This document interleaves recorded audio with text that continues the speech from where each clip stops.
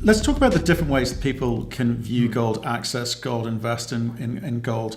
So obviously we've talked a little bit about physical there. Can we just talk precisely how people can do that? You mentioned coins, but there's bars, ingots, and so forth. So Sure. I mean, and it depends again which market you're in. And I know that your subscribers are from various different markets, but to be frank, in most markets around the world, you can find a place where you buy physical bars and coins. It's not the cheapest way of buying gold. You're probably going to pay the minimum sort of premium over the OTC gold price is probably 3%.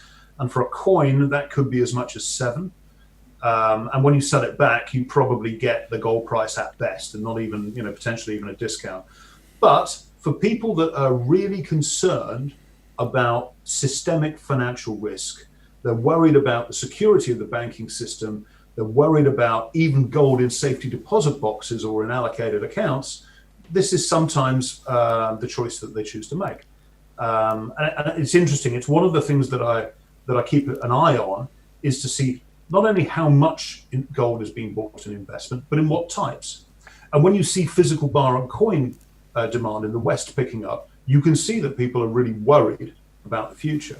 If you see people investing in futures, and there's a big futures market in the States called the COMEX futures market, which is part of the CME, you see futures market investors or speculators playing there, they're trying to profit from the gold price.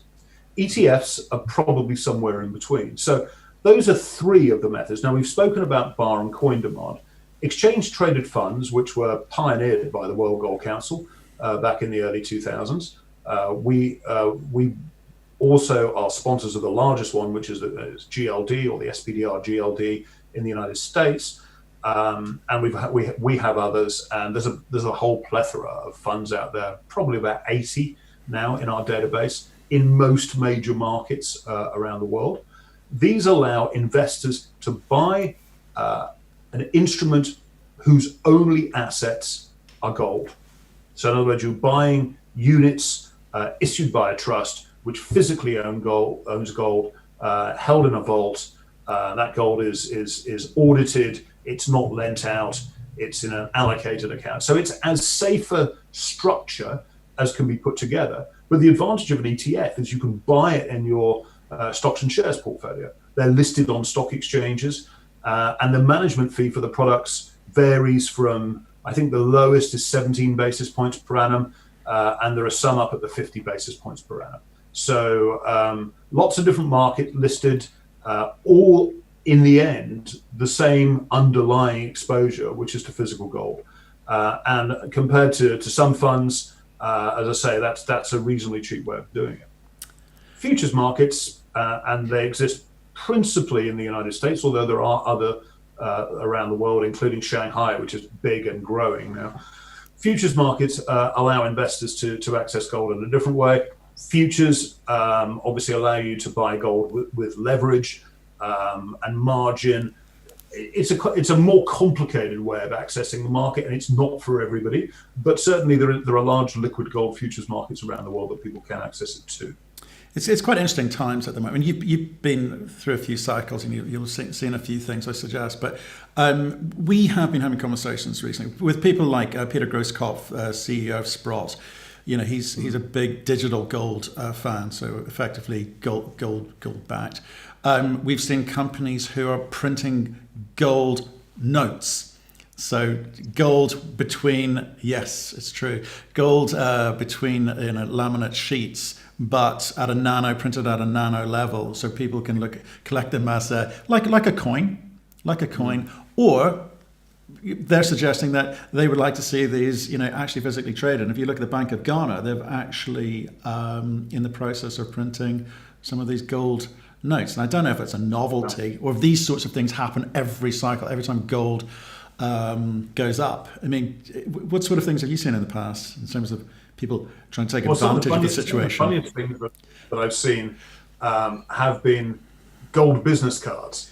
There was a Japanese trading house, I can't remember which one it was now. This was in the 1980s, that issued to its executives gold business cards. Now, not gold plated, solid gold business cards, which they would hand out very selectively to their most important relationships. And I think from memory, every top executive got 100 business cards to hand out. I think I've just worked out what they were doing there.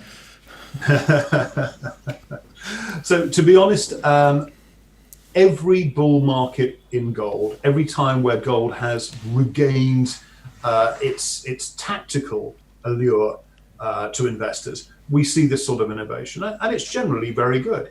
There was, I think the last time around, I saw, I think it must have been 30 or 50 gram wafers of gold, which you could snap off into 1 gram units. So one of the criticisms sometimes about owning physical gold is, you've got a 50 gram bar or a 1 ounce bar. What do you do with it? I mean, no one's going to give you change. Well, you can break it up and give it in small pieces when you're trying to buy your whatever you're trying to buy in extremis. So I think this sort of innovation is very typical. I hadn't come across the laminated gold sheet or the gold notes. I think that's a really interesting idea. I mean, look, what I would say is, you have to be really careful from whom you buy physical gold. And as soon as you laminate it and put it through 2 sheets, then I wouldn't be necessarily confident about what's in there unless I bought it from an organization which I really trust. I'd also be very careful about the premium. The premium that you pay over the spot price, to me, is an important determiner of whether you should be getting involved or not. And in the end, you can buy 1 ounce gold coins at probably 5-6% premium to gold. That's probably about the cheapest you're going to be able to get relatively small units of investment gold.